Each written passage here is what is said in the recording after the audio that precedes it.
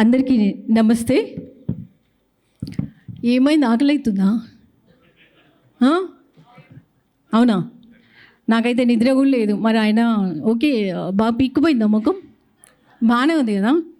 మీకు అసలు నవ్వొస్తలేదబ్బా. నేను నిన్న ఒక జోక్ చూసిన. ఏంటిది అంటే, పాపం ఒక ఆవిడ వాళ్ళ హస్బెండ్ని రిక్వెస్ట్ చేస్తుంది, ఏమండి పక్కింట్లో మస్తు లొల్లవుతుందండి, కొంచెం బోరా ప్లీజ్ అని అడుగుతుంది.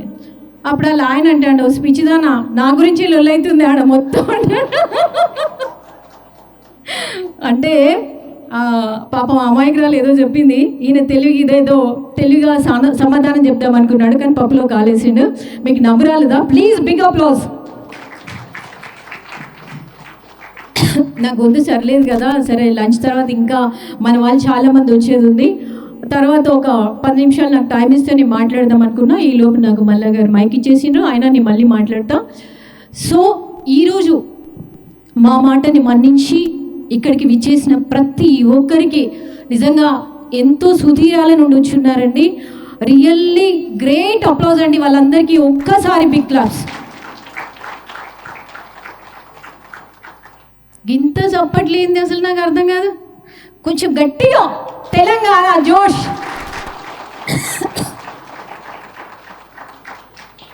జీటీఏ చూశారు కదా, ఇందాక నాకంటే ముందు వచ్చిన ప్రతి ఒక్కరు కూడా ఏమంటారంటే, ఈ రోజుల్లో నాకు ఒక మంచి జాబ్ ఉంది, లేదు నాకు ఒక మంచి బిజినెస్ ఉంది, నాకు ఒక మంచి వైఫ్ ఉంది, మంచి 2 పిల్లలు ఉన్నారు, అన్నీ ఉన్నాయి, నాకెందుకు అని చాలామంది అంటారు.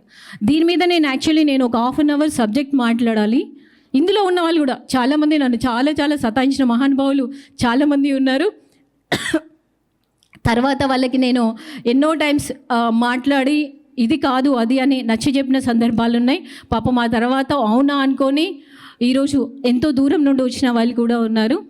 జీటీఏలో ఉన్న ఇప్పుడు ఫ్రంట్ లైన్లో మీ ముందు నిల్చున్న ప్రతి ఒక్కరూ కోటీశ్వర్లు అండి. నిజంగా చెప్తున్నా, వాళ్ళకి ఏమో లేక ఇంకేదో అంతే. మీరు నా కుటుంబ సభ్యులు కాబట్టి, మీరు నేను వేరు కాదు కాబట్టి, మనం ఏదైతే మెయిన్ కాజ్ ఏదైతే ఉందో, అసలు నన్ను చాలామంది క్వశ్చన్ చేసి ఉన్నారు. మళ్ళీ ఎందుకు ఇది పెట్టాడు, మళ్ళీ ఎందుకు ఇంతమందిని పిలుస్తున్నాడు, మళ్ళీ ఎందుకు ఇన్ని డిస్ట్రిక్ట్స్ చేస్తున్నాడు, అసలు అందులో ఉన్న ఎవరెవరు ఉన్నారు, ఇవన్నీ చాలామంది నన్ను ఫోన్లలో అడిగిన వాళ్ళు చాలామంది ఉన్నారు.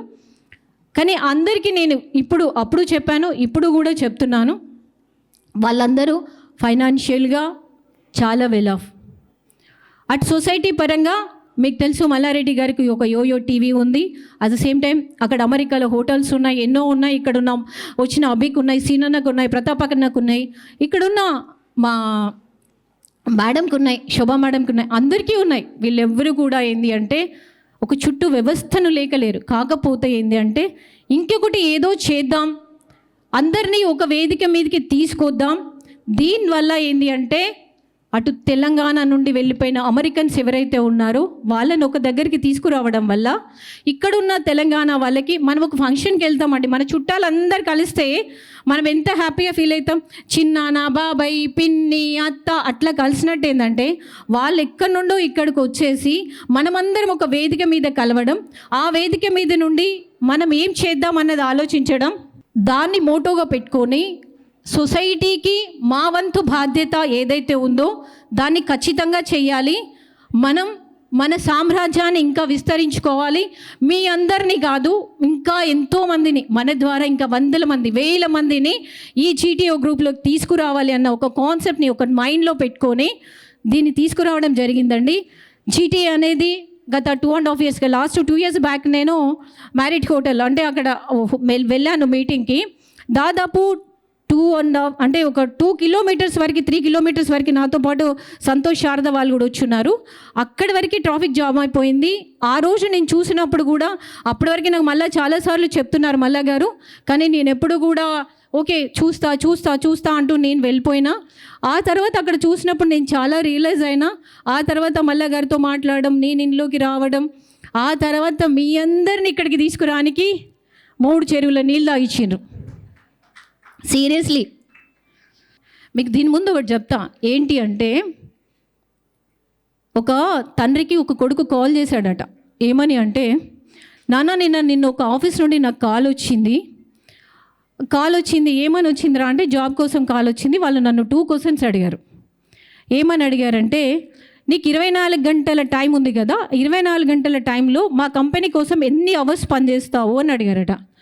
అడిగితే ఆ కొడుకు చెప్పాడు, నువ్వేం చెప్పావురా అంటే 12 గంటలు పనిచేస్తా అని చెప్పిండంట.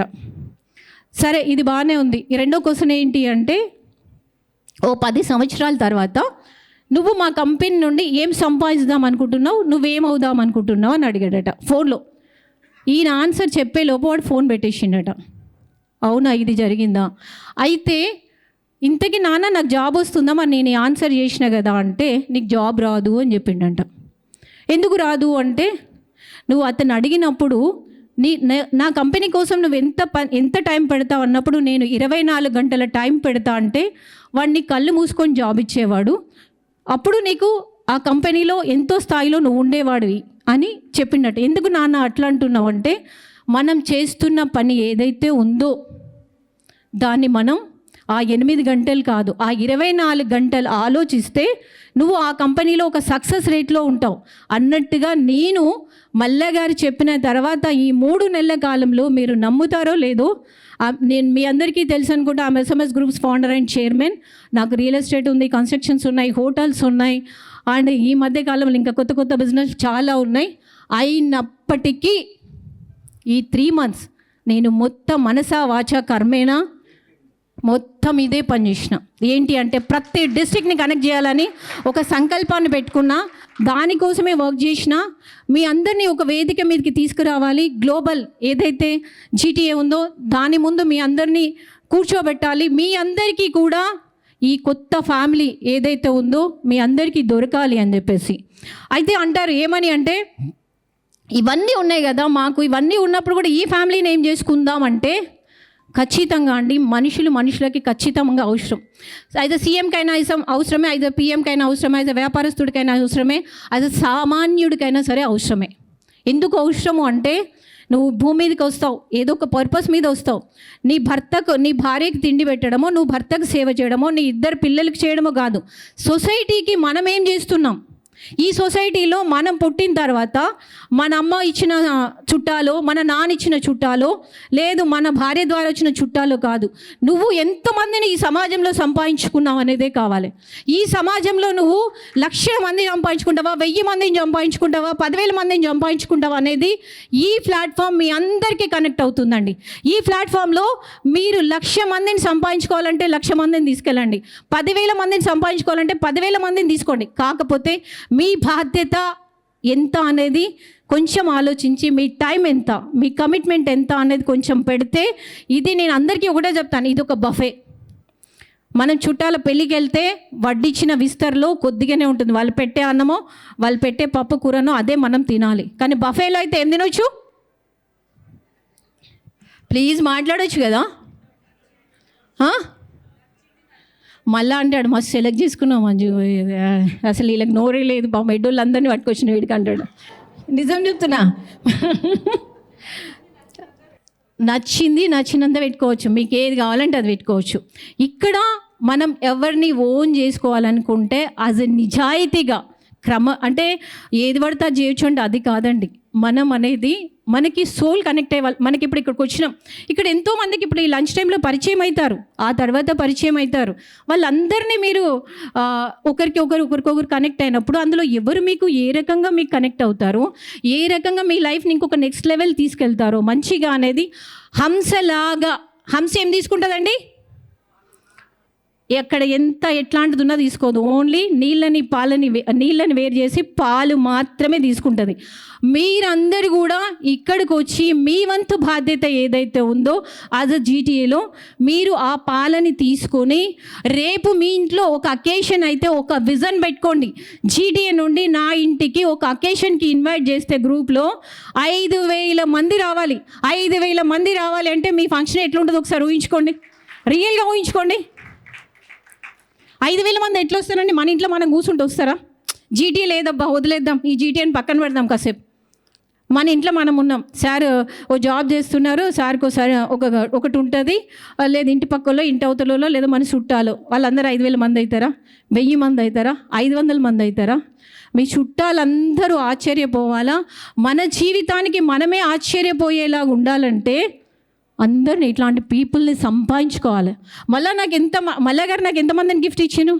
నవీన్ గారిని ఇచ్చిండు, అభిని ఇచ్చిండు, ప్రతాపన్నని ఇచ్చిండు, సినాన్నని ఇచ్చిండు. ఇంత పెద్ద సామ్రాజ్యంలో నన్ను నిలబెట్టిండు. ఆ నిలబెట్టినందుకు నేనేం చేసినా మీ అంతమందిని నేను తెచ్చుకున్నా. అవునా కదా? అదే ఎవరైనా అంతే అండి. ఎవరైనా గ్రౌండ్ చూపిస్తారు, ఆట నువ్వు ఆడుకో, ఎట్లా ఆడుకుంటావు అన్నది నీది. అది ఆ గ్రౌండ్లో నువ్వు కొంచెం దూరం వెళ్తావా, ఇంకొంచెం దూరం వెళ్తావా అన్నది నీ ఇష్టం. సముద్రంకి వెళ్ళి నేను గ్లాస్ ఆడే తెచ్చుకుంటావు, అది నీది. నువ్వు డ్రమ్ములు తెచ్చుకుంటావా లేదా ఇంకేమన్నా తెచ్చుకుంటావా, ట్యాంకర్స్ తెచ్చుకుంటావా అనేది మీ పద్ధతి, మీ ఆలోచన, మీ విధానం. దాన్ని బట్టే మన టైమింగ్ ఎక్కడికైనా సరే వెళ్ళినామా వచ్చినామా అనేది కాదు.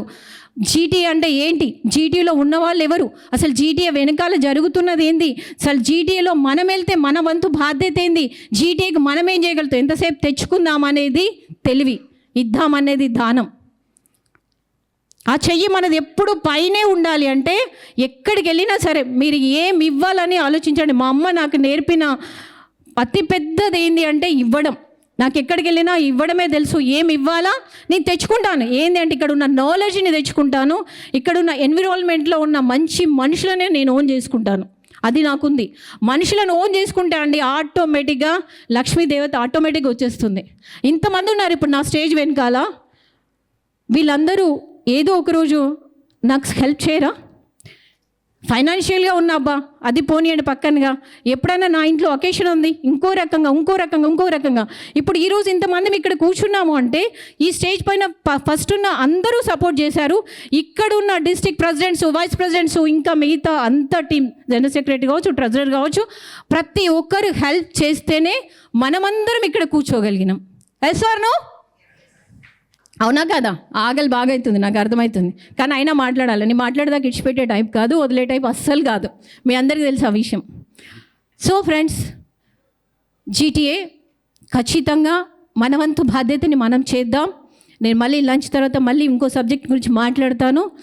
అట్ ద సేమ్ టైం ఏంటి అంటే ఈరోజు ఇక్కడ వేదిక మీద ఉన్నటువంటి సత్యనారాయణ గారు నాకు భగవంతుడు ఇచ్చిన తండ్రి, అదే సీను బాబు మా మరిది, అక్క దేవుడు ఇచ్చిన అక్కనే, at the same time Priya చెల్లె, ఫ్రెండ్. ఇట్లనే మీరందరూ నిజంగా నాకు ఒక్కొక్కసారి ఎంత గర్వంగా అనిపిస్తుంది అంటే నాకున్న ఆస్తులను చూసో లేదంటే ఇంకోటి చూసో అనిపేది. నేను ఒక ఫోన్ కాల్ చేస్తే ఆఫీస్లో ఒక 1 అవర్లో 200 మంది అయినా కూర్చోగలిగే అంత ఒక ఫోన్ కాల్ అండి నాది. ఆ స్ట్రెంగ్త్ ఎక్కడి నుండి వచ్చింది అంటే అది నాది కాదు, వాళ్ళ మంచితనం కూడా. అది కూడా మనం సంపాదించుకుంటే ఏంటంటే ఎంత ధైర్యం ఉంటుంది అంటే కొండని తవ్వేంత ధైర్యం ఉంటుంది.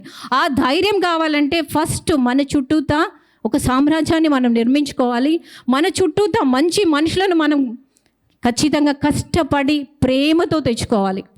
అలాంటి ఎఫర్ట్ మీరు అందరూ పెడతారని జీటీఏ కోసం ఇప్పుడు కాదు, ఇంకా 27th 28th ఏదైతే ఉందో డిస్ట్రిక్ట్ చాప్టర్స్ నుండి ఒక్కొక్కరు 100 మందిగా కదిలి రావాలని చెప్పేసి మీ అందరికీ ఖచ్చితంగా నేను చెప్పేది ఏదైతే ఉందో ఖచ్చితంగా దొరుకుతుంది. ట్రై చేయండి. అన్నిటికంటే మంచి మనుషులు దొరుకుతారు, ఒక మంచి వ్యవస్థ దొరుకుతుంది. ఒక వ్యక్తి నుండే స్టార్ట్ అవుతుంది. అలా మల్లా గారు మనకు ఒక వ్యక్తి నుండి స్టార్ట్ అయ్యి ఈరోజు ఇంత సామ్రాజ్యాన్ని మనకి ఇచ్చున్నారు. ఒక్కసారి మల్లా గారికి, అభి గారికి, శ్రీనన్నకి, ఇక్కడ ఉన్న ఫస్ట్ వాళ్ళందరికీ సరిపోలే.